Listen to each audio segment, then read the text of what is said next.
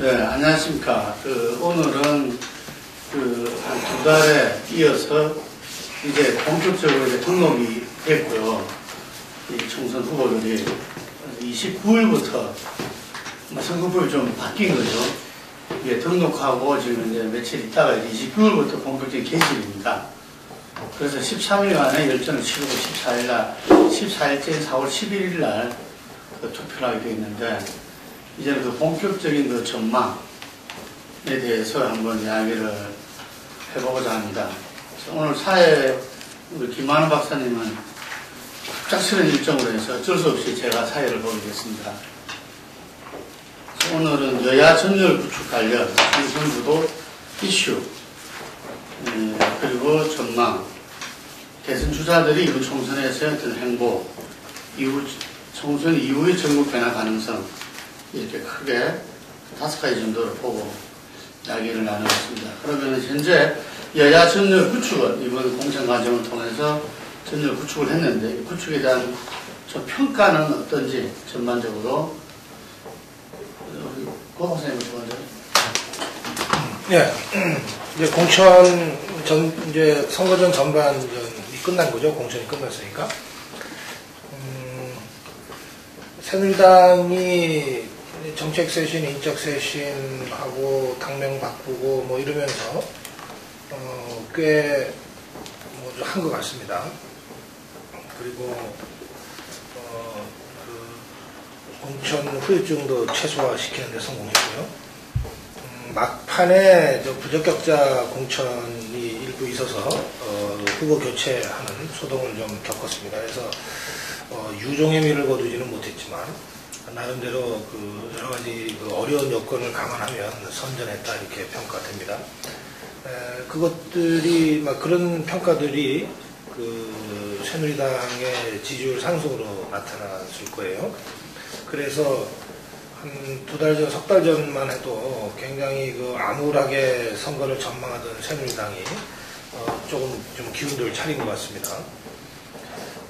민주통합당은 상당히 유리한 상황에서 공천을 시작했는데, 또 강철규 공심위원장이 당 정체성에 부합하는 인물을 공천하겠다고 상당히 의욕을 보이기도 하고요.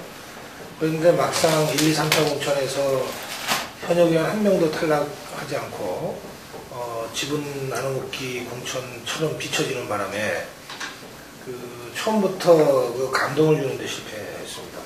그래서 공천 경쟁에서 내내 새누리당 쪽에 끌려다니다가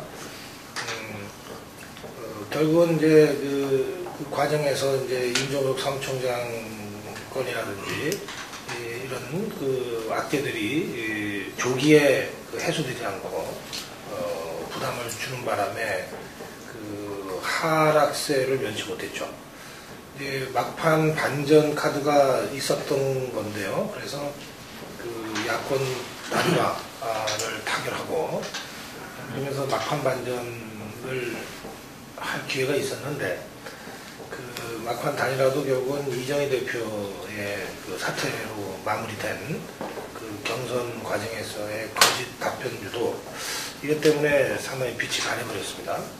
그래서 전체적으로 민주통합당과 야권이 좀 하락세를 면치 못하고 있는 상황입니다. 그러니까 이런 상황이 앞으로 보름밖에 안 남은 이제 이 책이 나올 때쯤 되면은 한 열흘쯤 되나요? 일주? 이 추세가 계속되면, 이 추세가 계속되면 두어 달 전의 분위기와는 완전히 다른 결과.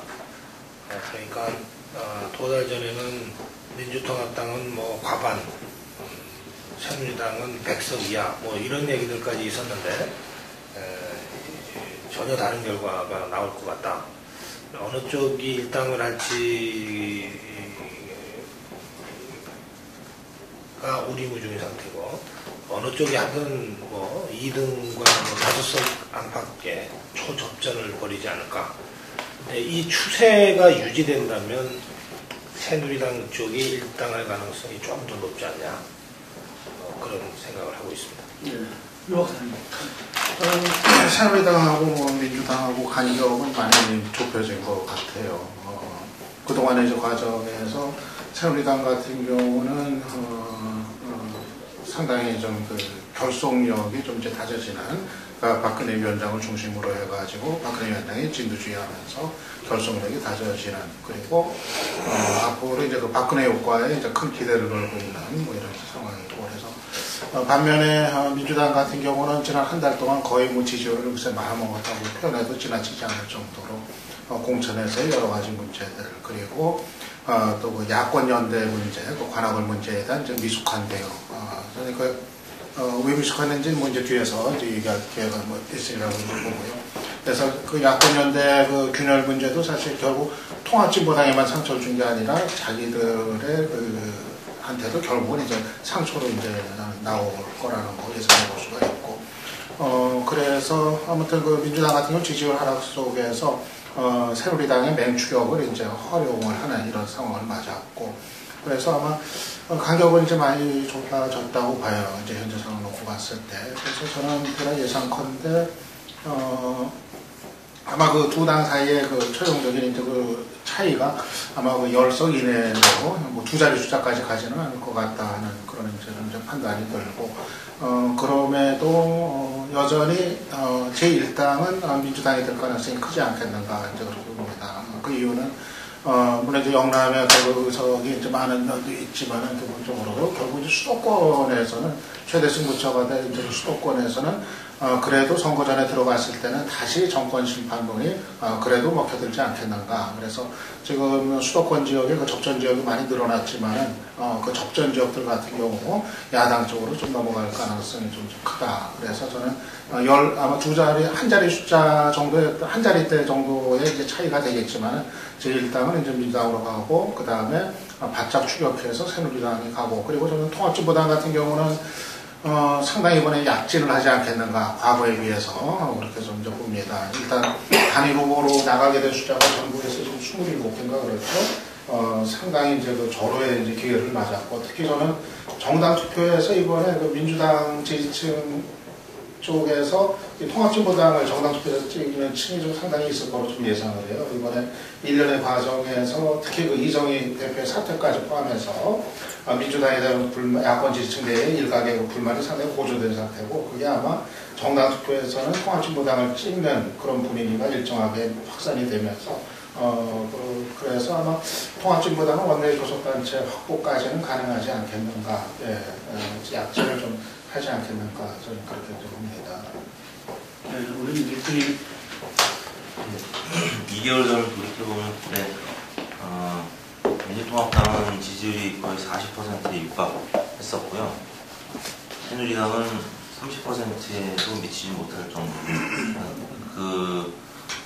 그로부터 1년 전과 비교해보면 완전히 상황이 역전된 상황이었었고, 당시에 또 디도스 사건이나 또 돈봉투 사건 뭐 등등으로 인해서 굉장히 어려운 시기였었죠. 그래서 100석 미만이 될 가능성도 있다는 얘기가 나올 정도였는데, 2월 초반부터 이제 당명이 바뀌었고, 또 로고도 새로 만들었고, 또 색깔도 붉은색으로 바뀌었던 시점이 2월 첫째 주였고요. 그 무렵부터 서서히 상승 곡선을 그리기 시작했다가 2월 중반에 박근혜 위원장이 한미 FTA 관련된 그 이슈로 야당을 공격하기 시작했죠. 그때부터 지지율이 본격적으로 상승을 했고요. 2월 한 중하순, 그다음에 말부터 공천 여론조사가 시작이 됐고, 그다음에 그 사이에 정수장학회 논란이 있었습니다만 뭐 그다지 큰 영향을 미치지 못했습니다. 그리고 그 한미 FTA 이슈는 새누리당이나 박근혜 위원장 입장에서 공격 포인트였다면, 또 3월 첫째 주부터 시작된 그 제주 해군기지 논란, 이거는 어떻게 보면 굉장히 새누리당의 수세적인 입장으로 바뀔 수 있는 상황이었었는데, 갑작스럽게 이제 등장한 고대녀의 그 해적기지 발언 논란 때문에 어떻게 보면 야권에서 이제 고대녀 때문에 좀 수세적인 입장으로 이제 다시 한 며칠 사이에 굉장히 그 입장이 반전되는, 그래서 3월 첫째 주 그 3월 7일 발파 시작했던 그 시점으로 이렇게 전후를 보면 새누리당이나 대통령 지지율이나 조금 하락하는 양상을 보고 있었어요. 그러다가 갑자기 고대녀 발언 논란 때문에 상황이 굉장히 반전되는 상황이 이제 연출이 됐고요. 그런 부분은 이제 야권에서 어떻게 보면 이제 헛발질이라는 표현을 이제 쓰는데, 물론 이제 야권 지도부가 했던 얘기는 아니지만 당시에 통합진보당의 그 비례대표 후보였기 때문에 큰 영향을 미쳤던 것 같습니다. 거기다가 이제 그 새누리당 같은 경우는 김무성 원내대표가 3월 둘째 주에 백의정문을 선언하면서 당시에 3월 첫째 주에 40%대를 1년 만에 새누리당이 지지율을 회복을 했었는데, 이제 굳히기 작전에 이제 들어갈 수 있을 정도로 굉장히 그 보수의 단일 대우를 구축하는 큰 영향을 이제 미쳤죠. 반면에 그 야권 같은 경우는 뭐 비교적 그 야권 연대 이후에 이제 지지율 공고히 하다가 가장 컸던 사건은 그 광주 동구의 모바일 경선 그 투신 그 자살 사건이었던 것 같아요. 그때부터 호남 민심도 돌아섰고 또 공천에서 탈락한 여러 구 동교동계 의원들이 또 김무성 원내대표와는 또 상반된 정통민주당을 또 만들어서 탈당을 했고요. 그러면서 지지율이 급락하기 시작했습니다. 3월 첫째 주, 둘째 주에 30% 초반대로 좀 하락을 했었고요. 그런 상황에서 이제 최근에 그 여론조사 조작 파문까지 진짜 터졌는데, 여론조사 조작 파문 때문에 통합진보당이 좀 상승세를 그리던 게 좀 꺾였었죠. 그리고 나서 좀 어려운 상황이 됐었지만 이정희 대표가 불출마 선언하면서 다시 반전하게 됩니다. 통합진보당은 다시 반등을 하고요. 그 다음에 민주당은 그에 반해서 이정희 대표 사퇴 이후에 좀 다시 좀 하락하는 양상이고, 이런 대체적인 지금 그 분위기를 볼 때는 민주통합당의 일당 가능성이 조금은 이제 위기가 지금 온 상황입니다. 그래서 민주통합당 내에서 그 일당이 어렵다는 얘기들이 지금 이제 조금씩 나오고 있는데, 그게 결코 엄살이 아니라 제가 볼 때는 굉장히 어려운 상황이 됐어요. 민주통합당 입장에서. 그리고 야권 연대가 지금 어느 정도 다시 위기를 넘으면서 통합진보당으로 조금 조심스레 옮겨가는 유권자들의 관심도 그렇고, 그럼에도 불구하고 통합진보당은 여전히 교섭단체 구성은 조금은 어려워 보입니다. 그 246개 지역구를 전반적으로 봤을 때. 그렇기 때문에 새누리당은 일단 가능성이 조금 이제 좀 엿보이는 상황이고요. 민주통합당은 일단 좀 어려워 보이는 상황이고, 자세한 얘기는 좀 더. 예, 전국의 변화 속에서 뭐 우리 계수 대표님도 지금 호박산이면 어떤 이제 전망하고 예, 그쪽으로 좀 이렇게 접근해. 이렇게 가고 있는 것 같아서 제가 예. 놀라고 있습니다 지금. 지금 우리 일선에 뛰고 있는 우리 폴리뉴스의 정치국장님이 오셨습니다. 현장에서 부딪히는 그런 그 감을 가지고 한 말씀 부탁드리겠습니다. 어쨌든 이제 전통적인 보수 지지층 또는 또 박근혜 지지층이 3개월 동안 다시 결집해가는 과정들은 여실히 보였던 사건들이고요. 그건 이미 예견됐던 것. 1.15 전대 당시에 이제 민주당이 굉장히 높은 지지율을 높여있지만은 이렇게 항상 전국은 전통 보수층은 또 지지할 명분을 찾아왔던 것이 이때까지 과정이었기 때문에 지난 3개월은 그 과정이었다 이렇게 평가를 하고 싶고요. 특히 이제 3월 10일이 이제 전체적으로 이렇게 보수 분열 구도가 정리가 되면서 이제 한마디로 이제 새누리당은 당선을 철저히 제대로 잘 친, 그리고 힘을 결집하는 과정이었다 이렇게 보이고. 그날 김무성 예. 그리고 이제 MB가 이제 박근혜에 대해서 유망한 정치인을 평가한 그 대목입니다. 반면에 야권은 이제 원래 이제 무지개 정당이기 때문에 색깔이 다양하고, 그래서 여기서 연합을 유지해내느냐 못하느냐는 부분들이 계속 관심거리였고, 누가 반발할 것이냐 이런 부분들이 공천 과정에서 계속 이렇게 취재 대상이 되어 왔습니다. 어쨌든 그것을 이제 나름대로 수습했다. 이런 부분들에서는 유지해 왔다는 부분에서는 어쨌든 현재까지 왔고, 그 마무리로 마지막에 야권 문제까지 했기 때문에 야권도 과거와는 달리 가장 힘을 다 끌고 모은 상태다 이렇게 평가를 해야 되는 부분이 있습니다. 그래서 이번 선거는 지난 선거와 달리 보수도 분열하지 않고 그러니까 범야권도 분열하지 않고 그야말로 이렇게 정면 승부를 하는 양당이겠다. 이렇게 이제 보여지고요. 이것이 이제 8월 24일 주민투표, 그때 세력 분포하고 굉장히 이렇게 비슷하게 가고 있다. 같다. 이렇게 이제 보여집니다. 그 11.6 때 패배하면서 이제 보수층들이 이렇게 상당히 이렇게 동료했던 것들이 원만하게 잘 추스러졌다. 이렇게 이제 지난 과정을 평가할 수 있을 것 같습니다. 그리고 앞으로는 이 과정 속에서 이제 뭐 별다른 이슈가 없다면 양측 간의 결집력의 싸움이지 뭐 다른 특수한 이슈가 없다 그러면은 현재 누가 더 결집력을 가지고 자기 지지표를 동원해내느냐의 싸움으로 넘어갔다. 앞으로 15일은 그렇게 보여집니다. 예, 새누리당 같은 경우는 어쨌든 기존의 고질적인 친박 개파 어떤 이제 분열해서 그것을 극복했다 이렇게 평가를 하는데 뭐 MB 박근혜 뭐 11월 7일 뭐 어떻게 보십니까, 고 박사님? 확실하게 어쨌든 그 현재권력과 미래권력에 손잡은 건가요? 그런 건 아닌 것 같아요. 그러니까 박근혜 선대위원장이나 새누리당 입장에서는 뭐 이명박 대통령이 불쑥불쑥 그런 발언을 하는 거가 전혀 바람직스러운 상황이 아니죠. 근데 이제 청와대에서 불쑥불쑥 하니까 그걸 못하게 입을 막을 수는 없잖아요.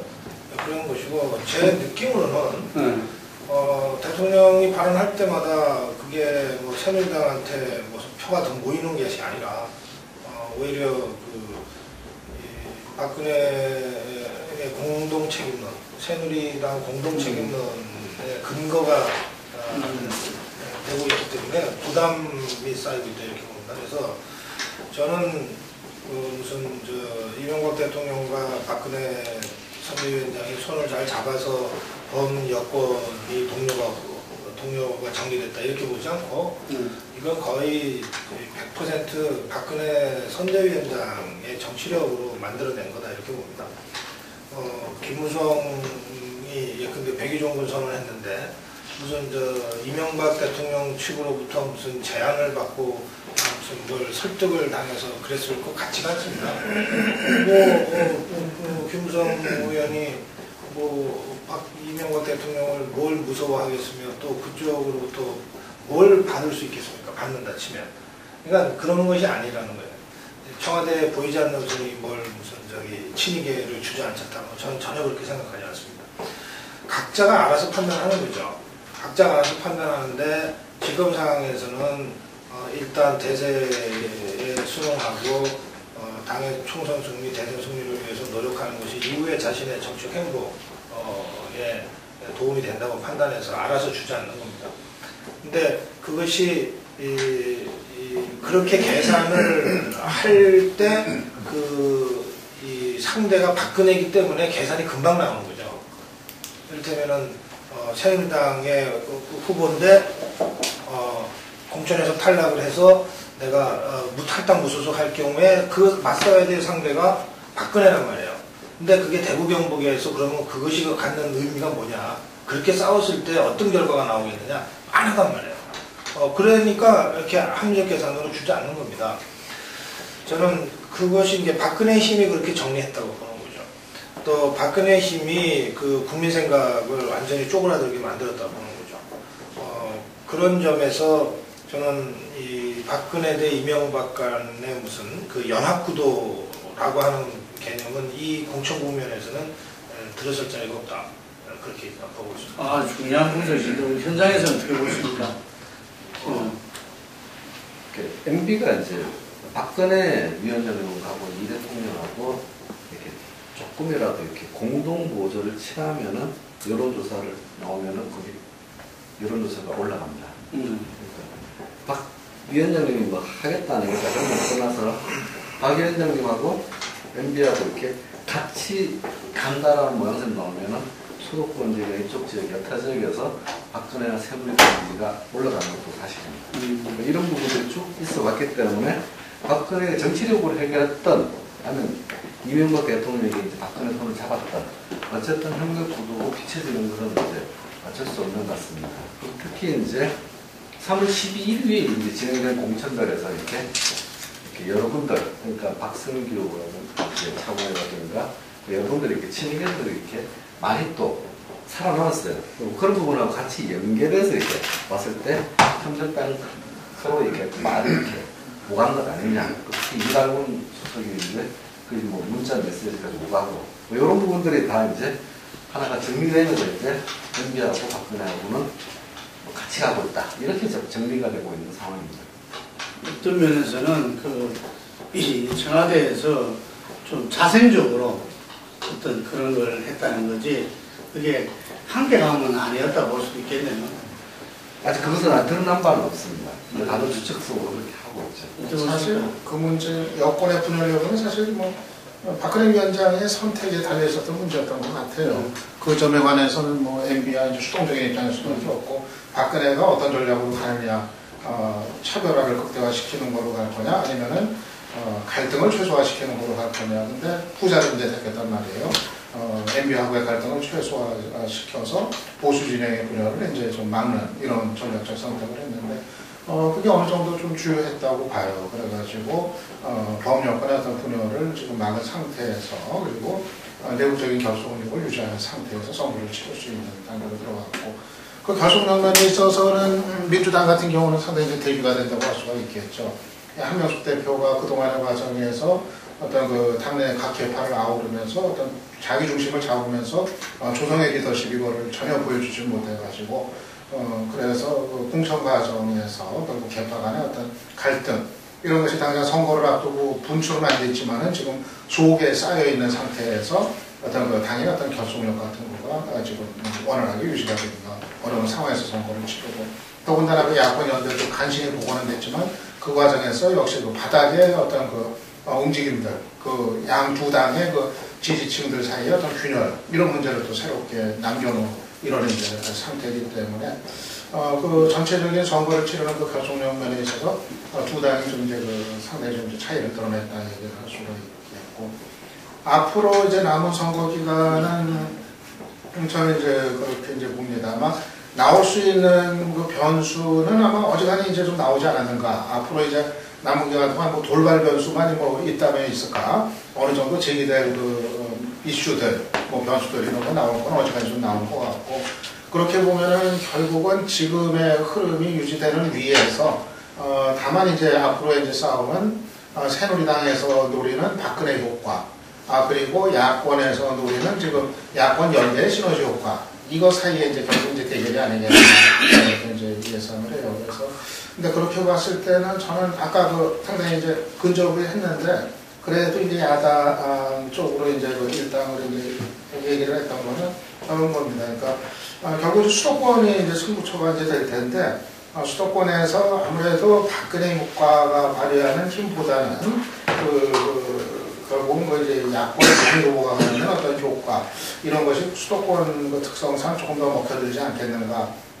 그래서 이제 좀 더 그런 이제 전망을 이제 하는 거고, 결국은 이제는 어지간히 뭐 자기층들은 다 가져가고 이제 부동층 내지는 중간층 이거를 둘러싼 이제 뭐 경제가 이제 되겠는데, 그 점에 있어서는 남은 기간 동안 저는 수도권에서 박근혜 효과가 갖는 힘보다는 그 야권 다른 후보가 갖는 이제 힘이 그 남아있는 그 층의 성향상 더 좀 크게 먹혀들지 않을까. 일단은 좀 그렇게 좀 생각합니다. 한 가지만 지난 한 달, 두 달 사이에 보면 박근혜와 한명숙의 위기관리 능력의 현격한 차이가 드러나거든요. 뭐 여러 가지 이유 때문에 그 위기관리 능력의 차이는 불가피하다고 봅니다. 그런데 이제 선거가 이제 한 열흘 앞으로 다가왔는데, 앞으로도 뭐 두세 번은 선거판이 출렁거릴 수가 있어요. 그리고 어느 쪽이나 앞으로도 실수는 한두 번 이상 더 나온다고 봐야 되는데, 그러면 그 실수가 발생했을 때 아주 빠른 시간 안에 그것을 그 관리하고 처리해낼 수 있느냐 없느냐, 이거 굉장히 중요합니다. 그 점에서 나는 그 지금까지 보여준 민주통합당의 위기관리 능력으로는 박근혜의 위기관리 능력을 쫓아갈 수 없을 거다, 이렇게 보죠. 예를 들어서 지금 양쪽에 비슷한 사안이 있잖아요.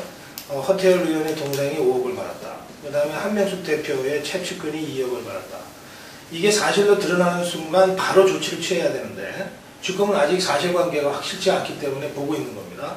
그런데 사실관계가 확실히 됐고 이게 뭔가 정치적으로 연루 의혹이 있다고 했을 경우에 양쪽이 어떻게 할 것이냐. 여기에 있어서 하루 이틀 차이가 나버리면요. 이게 나는 선거판에서 1, 2%의 지지율 변동으로 나타난다고 보죠.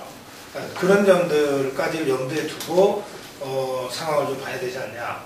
그러면 아무래도 마지막 승부처는 위기관리 능력에서 앞서는 박근혜 쪽이 다수라도 우세하지 않을까 그렇게 봅니다. 근데 위기관리 그 부분에서 보면 이번에 이정희 이 파문 그 속에서도 그랬고 지난번 임종석 총장 때도 그렇고 한 대표가 뭔가 좀 이렇게 2% 내지 5% 부족하니까 문재인 후보가 계속 결합되거든요. 그렇습니다. 예, 이 부분 어떻게 보십니까? 우선 이제 그 얘기 전에 이제 좀 더 관악을 얘기 잠깐 하고 갈게요. 보면서 그 얘기로. 저는 기본적으로 한 대표가 이번에 그 관악을 문제는 조기에 수습을 하는 역할을 했어야 됐다고 봐요. 그런데 한 대표가 전혀 그 사태를 방치를 하고, 오히려 그 상황에서 저는 그 이정희가 재경선 얘기까지 나왔다면은 빨리 그거를 신속하게 당론으로 재경선을 하는 쪽으로 가닥을 빨리 잡아가지고 그거를 기정사실화해서 수습을 하는, 그래서 조기에 좀 진화를 시키는 이런 쪽을 선택을 했어야 된다고 이제 보는데, 한 대표는 그냥 사태를 방치해버리고 오히려 그 이정희 사태를 바로 이제 압박을 하는 이런 이제 상황이 되면서 급기야는 이정희 사태냐 아니냐 이거로 모든 관심이 집중이 되면서 이제 일이 이제 상당히 이제 커져버린 이런 이제 상황이 됐는데, 그게 이제 저는 결과적으로는 뭐 이제 통합진보당 입장에서는 오히려 이제 그 반전의 마지막에 사태를 통해서 이 반전이 이제 되면서 뭐 결국은 이제 뭐 회복이 이제 좀 되지 않았는가 그렇게 이제 뭐 판단을 하는데, 정작 이 민주당 같은 경우가 오히려 더 이제 좀 결국 선거에서의 어떤 그 상처로 자기의 어떤 피해로 이제 돌아올 가능성이 좀 크다. 그래서 아무튼 그 수습을 할 생각을 안 하고 일을 이렇게 크게 만들어버린 민주당 지도부의 어떤 미숙한 대응, 저는 그거는 좀 문제가 아니었나 저는 그런 생각을 갖고 당시 있고요. 조사에서는 사태가 더 높았죠. 그렇죠. 후보 사태가 좀 더 높았죠. 재경선보다는. 근데 이제 자세히 보면 민주통합당과 통합진보당 지지층은 재경선 의견이 더 많았어요. 거기에서 사퇴 의견을 밝힌 사람들은 새누리당 지지층과 한진당 지지층과 부동층이었거든요. 그러니까 엄밀히 말하면 자기 지지층만 바라봤다면 한명숙 대표건 뭐 통합진보당이건 재경선을 하는 게 맞았었는데, 일단 여론은 전반적인 여론은 보수층까지 아우르다 보니까 그런. 지금 지적한 것 중에 중요한 건 그 중간층의 판단이에요. 그렇죠. 네? 뭐 당연하잖아요. 그러니까 저는 그 당시에 사퇴 여론을 중간층이 더 선호했다고 하는 거 굉장히 상식적인 얘기다 이렇게 봅니다. 만약에 조사를 사퇴하고 나서 이상규 후보를 다시 통합진보당이 공천하고 이것을 민주통합당이 바로 야권 단일후보로 추인한 것에 대해서도 조사를 하면 부정적 의견이 높을 거라고 생각합니다. 그러니까 이런 식으로 정치하면 안 되죠. 이게 옳다고 된 문제가 아니거든요. 그러니까는 지금 선거를 한 20일 남겨두고서 맞으면은 부동층, 중간층에 대한 선택을 최대한 유리한 방향으로 끌어가는 선거 전략을 짜야 되는 비판이잖아요.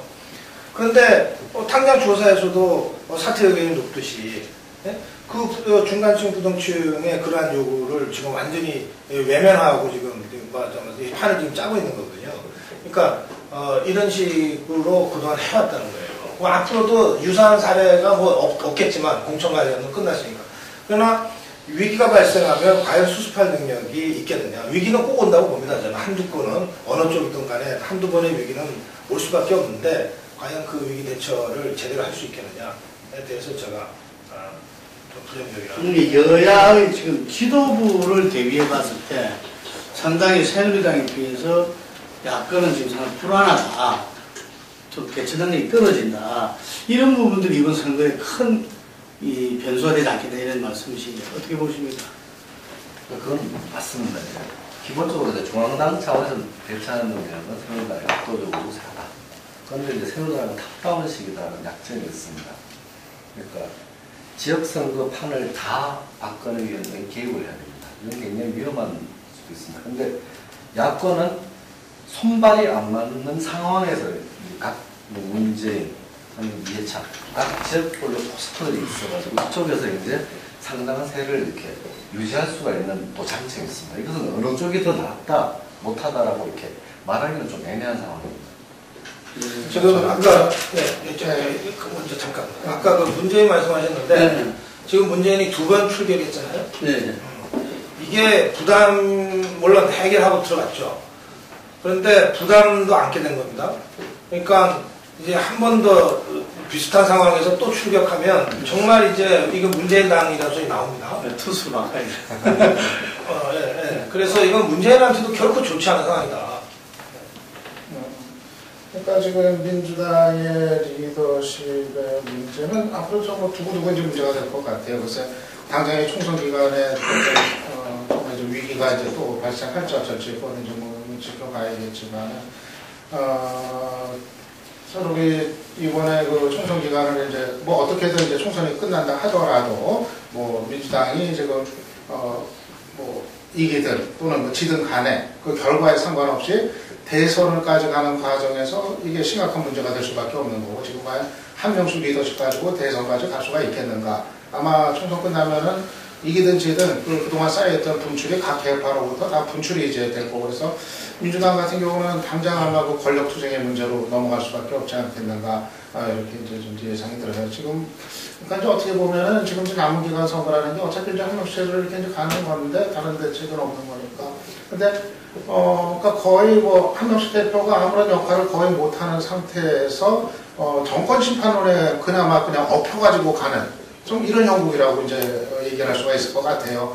그나마 이 정권 심판원이라는 게 워낙 좀 확산이 돼 있으니까 그 리더십이 저렇게 취약하면서 그냥 억지로 그냥 이제 그걸 민주당을 업어가지고 그냥 거기까지 데려가는 좀 이런 형국이라고 좀 얘기를 할 수가 있겠는데 아무튼 지금 한 대표 같은 경우는 이번에 여러 차례 드러났지만은 문제가 생겨도 이걸 해결할 수 있는 능력의 어떤 부재, 그러니까 사태를 그냥 방치하고 그냥 손을 놔버리는 이런 모습을 이제 반복적으로 이제 보였던 문제가 있던 거고요. 그리고 이제 얘기했지만 지금 이제 문재인 결국 이제 이렇게 되면은 일단은 부산에서 문재인이 당선된다고 예상을 했을 때 지금은 추세는 막 그 가능성이 높아 보이는데 그러면은 이제 그 민주당이 결국 이제 문재인이 이제 그 부상을 하는 이런 이제 상황으로 가지 않겠는가. 한명숙이 가라앉고 문재인이 이제 뜨는 이런 이제 상황으로 이제 가는데 근데 그게 이번 총선도 그렇고 그 문재인의 어떤 조기 이제 부상이라고 하는 것이 그 전체적인 대선 그 구도상에 있어서 야권에 그렇게 유리하지만은 않다는 이제 판단이 이제 들어요. 지금 총선에서 당장 새누리당이 지금 노리고 있는 게 박근혜 대 노무현의 이제 구도 아니에요. 그거는 결코 뭐 그렇게 가는 것이 불리하지 않다 이런 이제 판단의 이제 결과가 되기 때문에 그렇지 않아도 공천 과정에서 지금 친노 공천이라는 이런 그 인식을 지금 받고 있는데 또 당이 조기에 문재인 체제로 이제 들어간다. 그러면 이게 친노당으로 된다, 노무현당으로 된다. 이것은 또 여러 가지 그 오히려 그 야권 전체에 있어서는 상당히 부담으로 작용할 가능성이 좀 크다. 그렇게 봅니다. 예. 위기관리 능력에서 한명숙 대표 본인의 그 역할과 한계도 있겠지만 결과적으로 근본적으로는 한명숙 대표가 미래 관력이 아니라는 점이 가장 큰 점인 것 같아요. 만약에 새누리당도 홍준표 전 대표가 계속 대표를 유지하고 총선을 책임을 졌다면 미래 권력이 아니었기 때문에 그냥 관리형 시효, 어떻게 보면 고용 시효죠. 이 권력이 모아지지 않는다는 점에서 굉장히 어려운 상황이 됐을 거라고 저는 생각이 들고요. 그런 차원에서 이 당권 대권 분리가 선거에 있어서는 별로 도움이 안 된다고 생각합니다. 근데 지난 11.6 그 재보궐선거 때문에 오세훈 시장 때문에 결국에는 이런 사태가 초래가 된 건데 결과적으로는 새누리당 입장에서는 미래 권력인 박근혜 위원장이 이제 당권을 잡고 공천, 쇄신 이런 것들을 본인이 직접 책임질 수 있는 상황이 돼서 훨씬 유리한 상황에서 선거를 치르고 있다고 보고요. 반면에 한명숙 대표는 미래 권력이 아니죠. 이 총선이나 아니면 대선 경선 과정까지 관리하다가 결국에는 소멸될 그 권력이기 때문에 당연히 당연히 미래 권력인 문재인 이사장 쪽으로 초점은 모아질 수밖에 없고, 어떤 위기가 생기면 항상 문재인 이사장이나 혹은 또 바깥에서 안철수 원장을 바라볼 수밖에 없는 그런 태생적인 한계가 있는 것 같아요. 박근혜 위원장은 지난 1월만 해도 문재인 이사장이 힐링 캠프에 출연하면서 지지율이 급상승하고, 한때는 양자 대결에서도 박근혜 위원장을 역전했지만, 박근혜 위원장은 대세론에 한 차례 위기가 있었지만 지금 다시 어느 정도 대부분 복원을 한 상태고, 지금으로 와서는 좀 어려워 보였던 그런 대권에 굉장히 근접하고 있는 상황이기 때문에 당연히 리스크 관리 차원에서도 좀 유리한 구도가 될 수밖에 없고, 그런 차원에서 좀 봐야 될 것 같아요. 그래서 제가 연장선에서 한 말씀 하면, 지금 바로 그런 상황이, 근데 선거 기간 내내 국민들한테는 그 구도가 보이게 되는 거예요. 맞으면 민주통합당이 공동선대위 10명을 꾸미면 뭐합니까? 어쨌든 당대표인 상임 공동선대위원장이 한명숙이기 때문에 이쪽에 박근혜 선대위원장 대 한명숙 상임 공동선대위원장 간의 1대1 구도로 보도를 하게 돼 있어요. 그러면 계속해서 뉴스에 나오는 그림은 박근혜 대 한명숙 그림이란 말이에요. 그러면 여기서는 알게 모르게 사람들이 지금 말씀하신 대로 미래 권력과 그렇지 않은 권력 간의 이게 게임을 보고 있는 것이기 때문에, 이쪽에 문재인이 있고 손학규가 있고 안철수가 있고 아무리 있어도 이 그림에서는 박근혜를 선호하게 되거든요. 이거 굉장히 불리한 구도를 지금 민주통합당이 어쩔 수 없이 지금 끌려가고 있는 이런 형국이 동시에 있습니다. 제가 지금 이 선거를 좀 치르고 있는 상황인데, 거기서 느껴지는 그런 것 같아요. 금방 말씀하신 대로 현재 올드 미디어, 흔한 지금 현재 이 방송이나 신문이나 이런 부분 보면은 그걸 극명하게 대비시키고 있죠. 이게서는 게임이 안 돼, 지금 민주통합당이. 그런데 지금 선거 결과가 아까 말씀드린 대로 전체 선거는 결국 수도권에서 난다. 수도권 민심과 유권자는 어떻게 움직일 것이냐 했을 때, 이게 보면 우리가 지금처럼 이렇게 나왔지만 2040 세대들의 어떤 표로 어떤 MBC 판론, 이 부분들이 과연 어느 정도 영향을 미칠 것인가, 또 거기에 대한 감지는 이런 올드 미디어보다는 뉴 미디어를 통한 세계에서 감지되고 있다는 이야기인 거죠. 그래서 저는 이번에 박근혜로 대변되는 어떤 새누리당의 어떤 국가적 리더십 부분들이 어느 정도 이 대선 전초전으로서 총선에서 지지를 받느냐 여부하고, 그 다음에 지금까지 어떤 지방선거 이후에 나타났던 2040 세대들의 어떤 MBC 판론, 이 부분들이 어느 정도로 그렇게 나타나냐, 이것이 수도권에서 어떻게 정패되느냐, 이게 지금 결과가 놓여있다고 보거든요. 수도권 지금 이 조사 좀 해보시면 어떻습니까?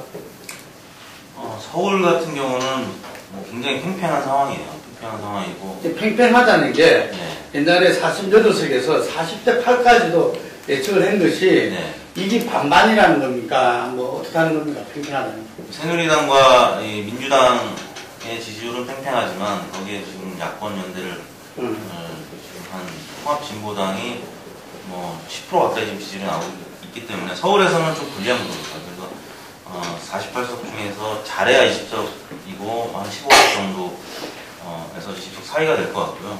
문제는 경기 인천 지역인데, 인천은 새누리당이 좀 불리할 수 있는데, 경기 지역은 상당수 또 요번에 새누리당에서 공천을 할 때 당선 가능성 위주로, 경쟁력 위주로 공천을 했기 때문에 지금 여러 가지 여론조사 결과들을 보면 경기 지역에서는 꽤 새누리당이 선전할 가능성이 있어요. 그러니까 인천 경기 쪽에서는 과반에 입박할 가능성이 있고요. 서울에서는 물론 그 48석 중에서 잘해야 20석이고 못하면 15석이기 때문에, 저는 수도권에서는 어느 정도 새누리당이 어려운 상황인 거를 어느 정도 다 전망을 했었고, 이제 나름 선전을 하면 이제 과반에 가까이 갈 수 있다라는 점인데, 전 중요한 부분이 오히려 수도권보다는 충청권인 것 같아요. 지난 2008년 총선 때는 대전, 충남, 충북에서 굉장히 어려운 상황이었었죠. 새누리당이, 당시 한나라당이 의석이 굉장히 적었었고 거의 완패를 했었는데, 하나밖에 못했어요. 예. 근데 지금은 상황이 굉장히 달라졌습니다. 그래서 충청권에서 꽤 많은 약진을 할 가능성이 높고요. 수도권에서 잃은 표만큼 충청권에서 굉장히 많이 회복할 가능성이 있기 때문에, 그래서 일단 가능성 얘기가 나오는 것 같아요. 그래서 수도권은 뭐 지금 많이 어려운 상황에서 좀 약진해 가고 있는 상황이고 충청권이 굉장히 좀 약진할 가능성이 있습니다. 그 사회자가 제기한 2030 부분을 저는 이렇게 느낍니다. 그러니까 새누리당의 50, 60, 70들은 몇 달 전부터 굉장한 위기의식을 느껴왔어요. 그래서 굉장한 결집도를 보이고 있습니다, 지금. 반면에 제가 이렇게 2030 상황을 만나면 2010년 6.2 지방선거 때의 절박함이나 또는 박원순 서울시장 선거 때의 절박함이 조금 이완됐다는 느낌을 갖습니다. 그러니까 그 당시의 절박함이라고 하는 건 예컨대 지켜주지 못해 미안해라고 하는 구 노무현 대통령에 대한 어떤 정서도 있고, 그다음에 잘못하면 군대 가야할지도 모른다고 하는 무슨 이런 이 부품의 부메랑도 있고, 그다음에 어쨌든 이번에 한번 우리가 바꿔보자고 하는 이런 열망들이 막 이렇게 다양하게 섞였단 말이에요. 그런데 이번에는 그 어느 것도 이렇게 2030 사이에 주동적인 무슨 열기나 열정이나 또는 감성으로 잡히지가 않아요. 네? 그래서 물론 앞으로 남은 15일 동안에 그 야권에서 얼마나 이것을 모티베이션 해낼 수 있을지는 두고 봐야 되겠지만, 지금 수준으로 간다면 우선 감동도 별로 못 주고 뭐 이야기도 별로 만들어내지 못하고 절박함도 덜하고 뭐 대충 해도 일당을 할 것 같고, 이런 상태에서 2030의 어떤 행동, 집단 행동, 그것도 아주 절박한 동기에 의한 집단 행동을 기대하는 건 좀 어렵지 않냐 이런 느낌입니다. 아니, 바로 이런 부분 때문에 민주당이 뭐 낙검수, 김문도 공천 주고 뭐 했던 게 결국 2030 세력들의 어떤 지지를 끌어내기 위한 아니겠어요? 지금 어떻게 보십니까? 지금 말씀하신 대로 지금 상황 진단은 저도 같아요. 지금 2030 세대가 이전 선거보다 지금 상당히 이완이 되어 있다. 이건 기본적으로 민주당이 이제 저렇게 지지부진하니까 시들해진 거죠, 지금. 시들해져가지고, 뭐 이렇게 별로 그렇게 뭐 할 말도 안 나고, 그냥 니들 어떻게 하나 그냥 보자. 좀 이렇게 시들해서 이제 이완이 되어 있는 상태인데, 근데 하지만은 저는 결국에는 어느 정도는 그 부분은 좀 회복이 되지 않겠는가 이제 이렇게 생각을 해요. 왜냐하면 기본적으로 이 구도가 뭐 아까 얘기 나왔던 것처럼 박근혜의 한명숙의 구도로 가면 이거는 뭐 상대가 안 돼요. 이거는 뭐 원사이드한 이제 게임이 되기 때문에 그거는 뭐 야당이 뭐 도저히 뭐 당해낼 수가 없는 이제 그런 이제 구도가 이제 될 텐데.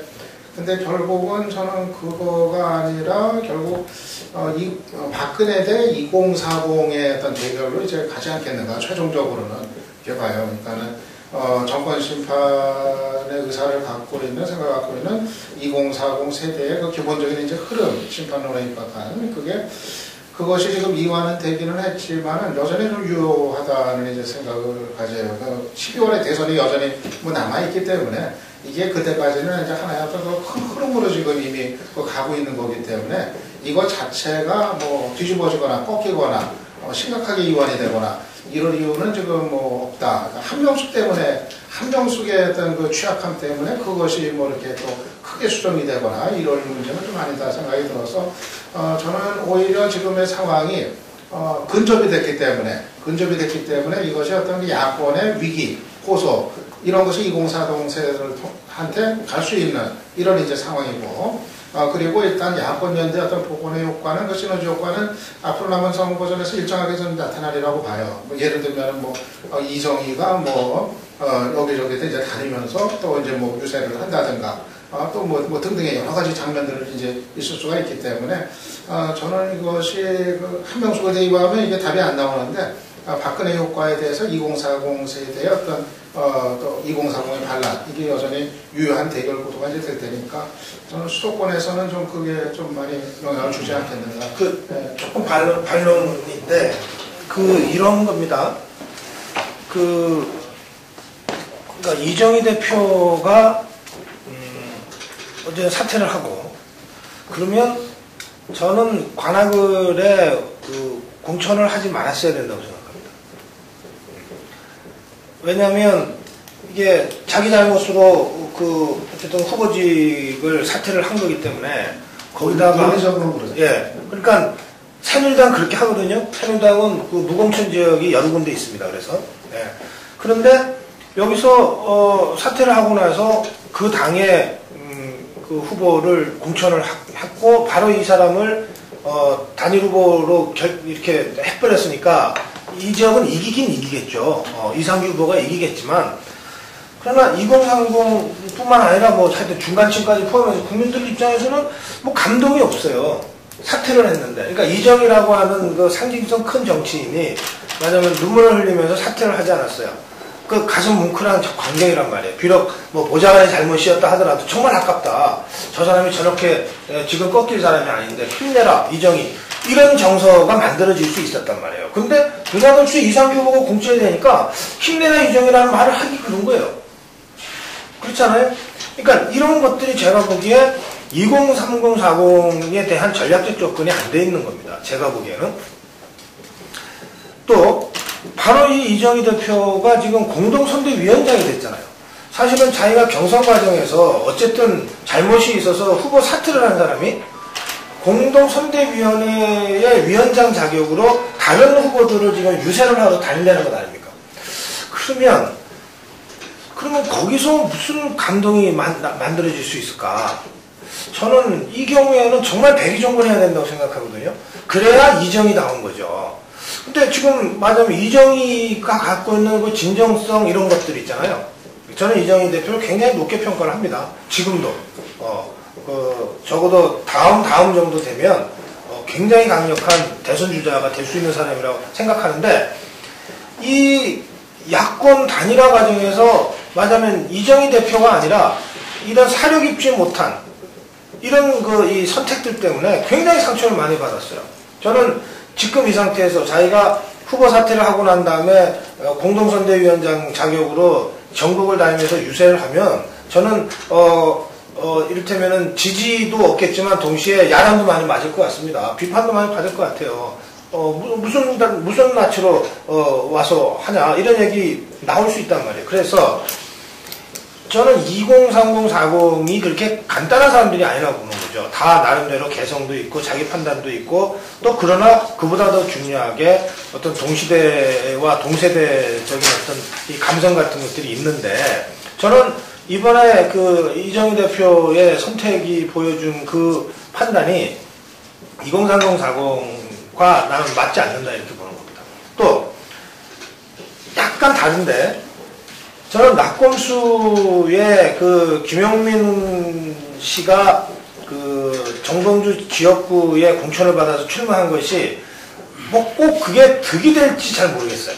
그러니까 야권 전체 입장에서 볼 때 과연 이게 득이 될 것인지 그 지역에서는 뭐 선전할 수 있겠죠.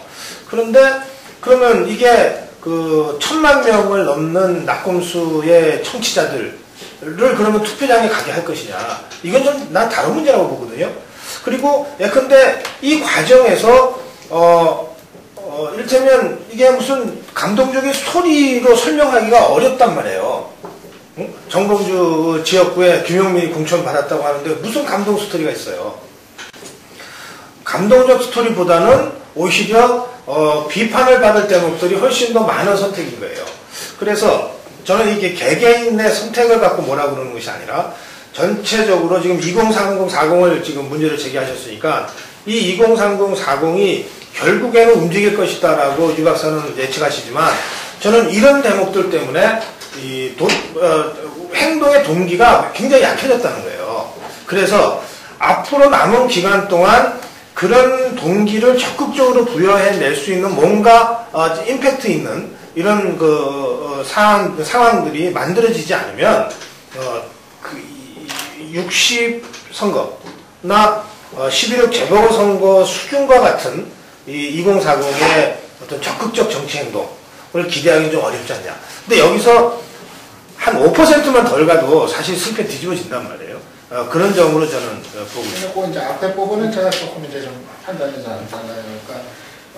그러니까 이정희 부분이요. 그러니까 이정희가 그렇게 됐으면 무공천을 하고 백의종군하고 근데 좀 그럴 수 없었다고 보는 것이 그럴 경우는 이제 통합진보당의 그 축이 이제 무너진다는 이제 그 상황으로 이제 갈 수가 있었다는 거죠. 그러니까 그렇게 될 경우 관악구 공천하면 결국 경선 불복한 김희철이 이제 되는 게 기정사실화가 되는 이런 이제 분위기가 되는 거고 거기서는 아마 통합진보당은 물론이고 그 야권 그 지지층이 야권의 고정적인 지지층이 그야말로 완전히 무력감에 빠지는 손을 놔버리는 이번 선거에 대해서 저는 그게 더 심각한 문제가 될 수 있었다고 이제 봐요. 그래서 다소의 어떤 그런 논란의 소지가 있음에도 불구하고 논리적으로는 이제 타당한데 그런데 이제 정치적으로 봤을 때는 저는 차라리 그 문제는 이렇게 공격적으로 그렇게 풀어가는 것이 현실적인 선택이 아니었나. 재경선을 풀어서야 된다 이런 이야기예요. 재경선이 되면 재경선이 제일 좋았고 근데 그게 안 되더라고 하니까 이번에 이상규 공천한 게 그렇게 할 수밖에 없어 선택이었다 이렇게 이제 본다는 거죠. 그리고 나는 이제 그렇게 봐요.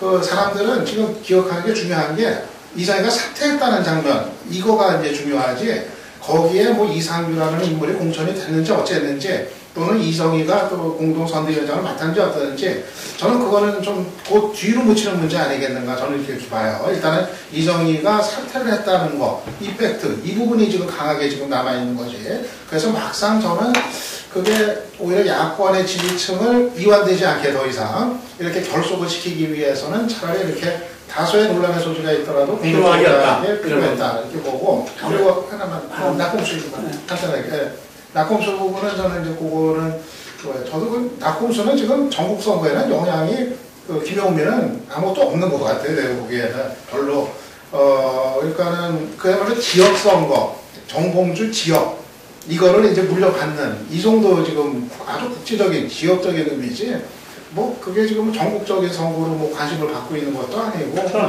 웃기는 거잖아요. 그렇죠. 전국적으로 영향이 있을 것 같으니까 한 거지 지역적으로 했다면 더 웃기는 거죠. 웃기는 공천이네. 2040 세대는 이성적인 판단도 물론 하겠지만 감성적인 그런 그 판단을 선거에 있어서 더 많이 한다고 저는 보는데요. 결국에는 선거는 이제 부채의식에 의한 이제 어떻게 이제 이 행위로 연결시키느냐의 문제 같은데 박근혜 위원장도 뭐 결국에는 부모님이 그 이제 어렸을 때 좀 비극적으로 돌아가셨기 때문에 국민들이 상당수의 국민들이 부채의식을 갖고 있기 때문에 또 지금 여전히 지지율이 높은 거고요. 그 과거 노무현 대통령도 부채의식 때문에 대통령 당선 시켜줬던 세대가 2040 세대라고 생각을 하고 거기에 이제 도전하는 분들이 뭐 김부겸, 이정현 이런 같은 분들이 좀 도전을 하고 있는데요. 유권자들은 그런 부채의식을 갖고 있을 때 이 표로 연결시켜주고 싶은 그런 마음을 갖고 있다고 봐요. 그런데 이정희 의원 사태 같은 경우는 그 자체는 좀 부채의식을 갖게 하는 이제 불출마 선언이었는데 이상규 의원을 공식적으로 당에서 재공천했던 부분은 그런 부채의식을 조금 덜 경감시키는 어떤 조치였다고 보고요. 그 김용민 씨 건도 마찬가지입니다. 이게 여전히 청취자들이 많은 상황이고 영향력이 많은 상황인데 저는 야권에서 민주당이 공천을 준다고 했을 때 내심 낙검수의 영향력이나 아니면 전체적인 유권자들한테 부채의식을 계속 유효하게 지키려면 공천을 저는 사양했어야 된다고 봐요. 근데 결과적으로 김용민 씨가 실제 이제 무대 위로 올라가는 상황이 됐기 때문에 낙검수, 김용민 또 결국엔 민주당, 야권 전체에 그런 부채의식을 좀 경감시키는 표로 내가 꼭 투표를 해야 되겠다 이런 마음을 조금 약화시키는 분명한 요인이었다고 저는 생각합니다.